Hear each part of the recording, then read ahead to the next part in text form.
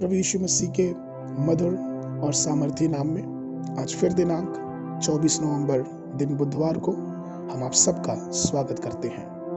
आज के दिन के लिए जो वचन है वह लिया गया है रोमियो की पुस्तक उसका 12 अध्याय उसका 12 पद। वचन इस प्रकार से कहता है, आशा में आनंदित रहो, क्लेश में स्थिर रहो, प्रार्थना में नित्य लगे रहो। प्रभु में मेरे प्रिय लोगों, आज के दिन इस प्रभु के वचन से मैं आप लोगों का ध्यान 3 ऐसी प्रमुख बातों की तरफ लेके जाना चाहूंगा जिसका मसीही जीवन में होना बहुत ही अनिवार्य है। अर्थात अगर हम यीशु मसीह को अपना उद्धारकर्ता मानते हैं, यीशु मसीह को हम अपना सब कुछ मानते हैं, हमने अपना जीवन यीशु मसीह को दिया है और उसके बातों को और उसके कार्यों पर विश्वास करते, उसके वचनों पर चलते हैं, तो ये चाहिए कि ये तीनों बातें हम जब इस संसार में पाए जाते हैं तो ये तीनों बातें हमारे हृदय में, हमारे जीवनों में और हमारे दिनचर्या में ये प्रकट होनी चाहिए। पहली चीज कि हमें अपनी आशा में आनंदित रहना है।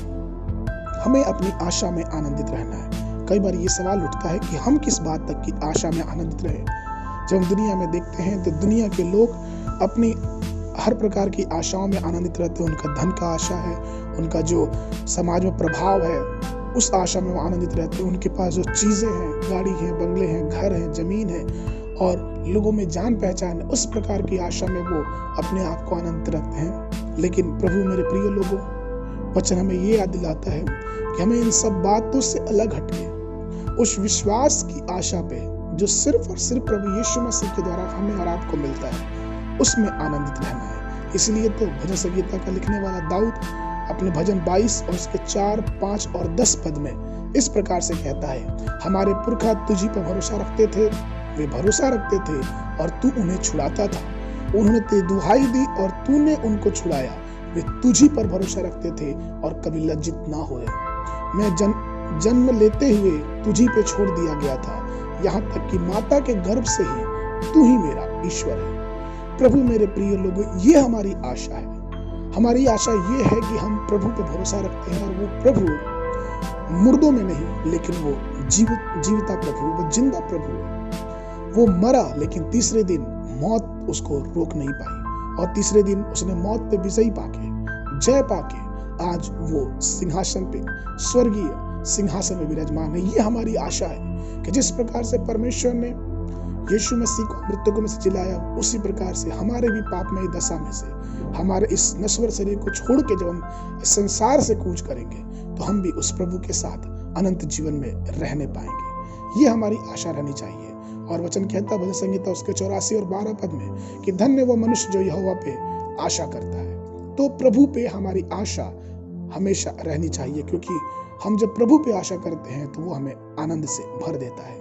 दूसरी जो बात है वो है हमें क्लेश में धीरज धरना है। धरती पे जन्मा हर एक व्यक्ति, हर एक मनुष्य, या वो स्त्री हो या पुरुष हो या फिर वो गरीब हो अमीर हो, सब मनुष्य अपने जीवन में अलग अलग प्रकार के क्लेश से, अलग अलग प्रकार से मुसीबतों से, समस्याओं से गुजरते हैं। वो सामाजिक प्रताड़ना हो जाए या फिर किसी भी स्तर की प्रताड़ना क्यों ना हो जाए, लेकिन इन सब चीजों में प्रभु का वचन सिखाता है कि हमें घबराने की जरूरत नहीं है, हमें डरने की जरूरत नहीं है, हमें धैर्य बांधना है, हमें धीरज रखना है। इसलिए तो यूहन्ना की पुस्तक उसका 16 अध्याय उसके 33 पद में वचन इस प्रकार से कहता है, मैंने ये बातें तुम्हें इसलिए कही हैं कि तुम्हें मुझ में शांति मिले।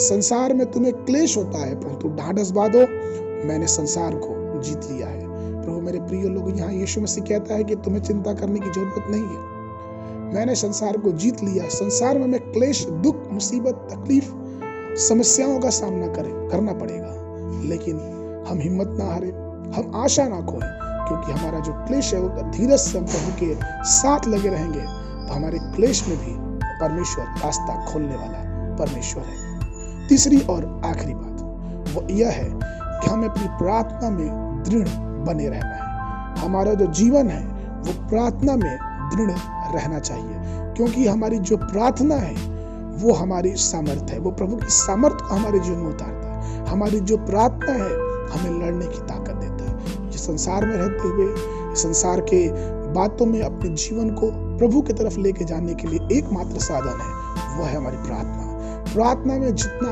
हम और आप लगे रहेंगे, हम उतना ही प्रभु के करीब रहेंगे। वचन कहता है कि एलिय्याह भी हमारे समान दुख और सुख का भोगी मनुष्य था, लेकिन उसकी प्रार्थना की वजह से इतनी बड़ी बड़ी चमत्कार हुए। इसलिए मेरे प्रियो, आइए हम इन 3 बातों को, 3 इस जो वचन ने हमें सिखाया है, हम अपने जीवन में अपनाने पाए।